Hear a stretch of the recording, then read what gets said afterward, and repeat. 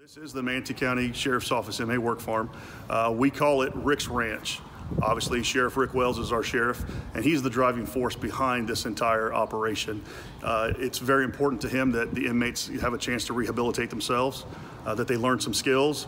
He doesn't want them to come back. He says it all the time in our recovery pod graduations, hey, I want to see you, but I don't want to see you back here. So we're trying to get them to not be inmates anymore. We want to save money for the taxpayers. We want these guys to get out and straighten their lives out. So this area is all about rehabilitation. And the inmates have been taught how to sew and make those things for us. At most times it's about a 50% savings, which is a huge difference in the budget for the sheriff's office. The fish area, we have tilapia, we have a fish farm, and we raise all different types of tilapia, and that fish is used to feed the inmates. We do like a fish stew every once in a while to feed them. We put a couple 100 pounds of meat into the jail every month. There are 1,000 inmates in the jail roughly. That's 3,000 meals a day. It takes 200 pounds of meat per meal to feed them, so it's a big undertaking. We have the lettuce house, where we do lettuce hydroponically. So the lettuce house is one of our most productive programs. We put in between 600 and 900 heads of lettuce every single day into the jail.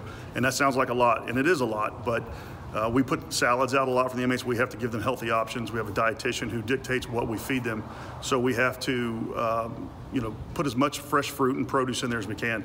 So between 600 and 900 heads of lettuce a day, we still have to buy lettuce. That's how big this organization, we call it a city out here to feed all these people that are housed in this building. The Horticulture Program, which is a program we have through Manatee Technical College, and our instructor over there, Patrick Miller, and they grow all types of plants, shrubbery, trees, things like that are sold to the public.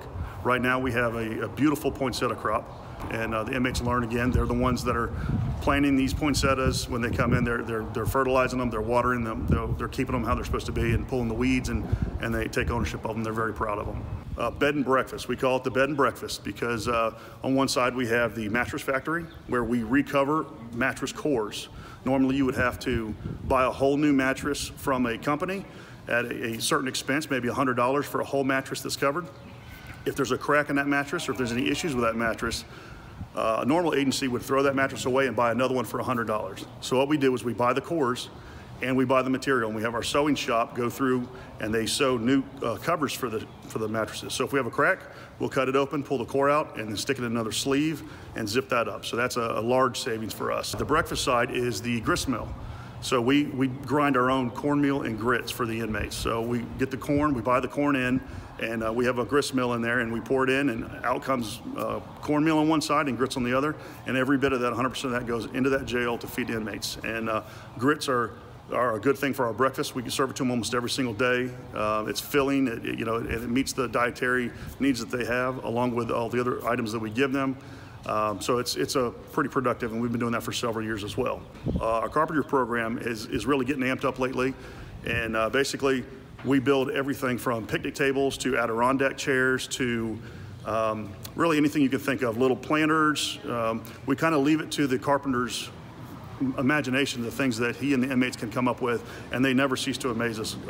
Rocking chairs, gliders, anything you can think of. So we take those and we put them in our general store and we sell those. And again, the proceeds from that go back into inmate commissary fund. So those guys are learning how to be a carpenter. With the amount of construction going on in Manatee County right now, any one of those guys can go get a job today at a job site and will be employed at a pretty good level for a long time. Then we go into the welding shop. Welding is another program we have through the Manatee Technical College with their instructor. And again, same thing. They're repairing any metal items we have here at the jail. They're doing metal work. We have several military signs that we sell in the general store.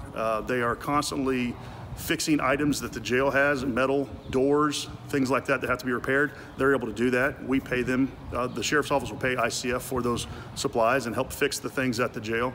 So that's a big savings for us. And talk about a skill. Those guys can come out of there if they really take it seriously and continue with Manatee Technical College. They can come out of there making almost $100 an hour if they're good enough at that job. So that's one of our biggest opportunities for them. We also have outside, we have our paint booth. One of the biggest paint booths in Manatee County, and we do all kinds of auto body repair, but that's not for the public. We do that for government agencies, fire departments, the county, and obviously the sheriff's department. Currently, our welding program is in a program where they're helping with these storage containers. We had an organization come to us and say they wanted to have us help weld these storage containers, cut them open to where they can make them into houses for homeless. Then we go out to the general store. The general store is where you see everything that's sold. If you're going to come out to the jail to buy plants, to buy metalwork, to buy carpentry, that's where it's going to be.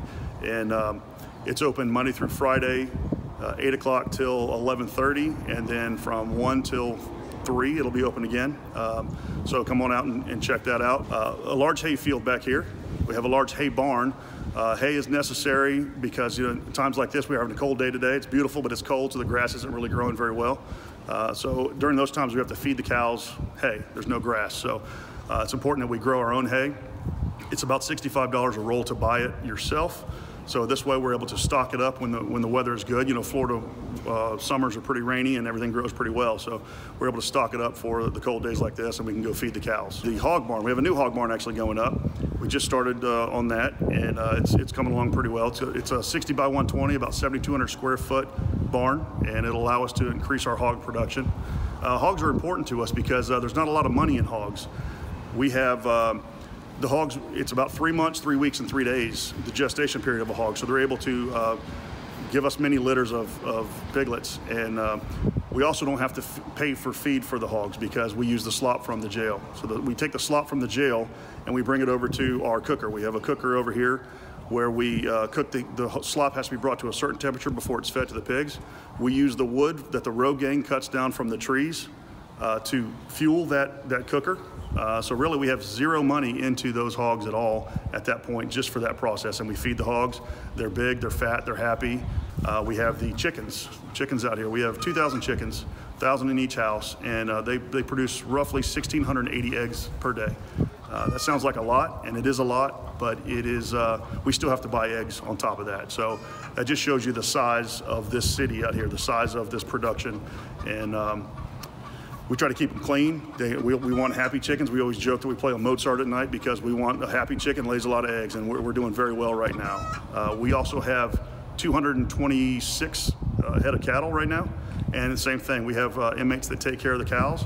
Row crops out here, so we grow all types of produce, and we kind of leave it up to the sergeant to decide what she wants to grow every year. So she's done, this year she's done beets and turnip greens, collard greens, onions, things that we know that they'll be able to cook easily in the kitchen and feed to the inmates. Again, we try to provide a fresh meal. A lot of agencies, a lot of jails buy meals from companies that are prepackaged, and that's not always a healthy option.